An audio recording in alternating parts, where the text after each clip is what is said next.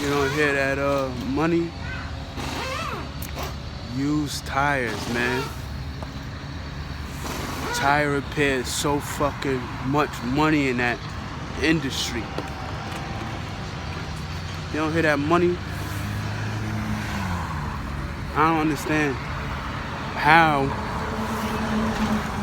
our people look down on a business like tire repair. You look down on it, you don't think it's money in that.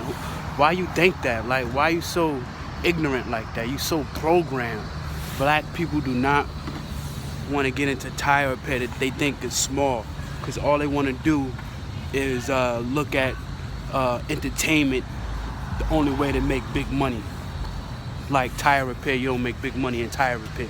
So you just want to look good. You want to look like Jay-Z. You want to be a rapper, or like Nicki Minaj, or you understand what I'm saying? Like sports and nonsense. You think that's the only way to make big money, man? Look at all that money up there, man.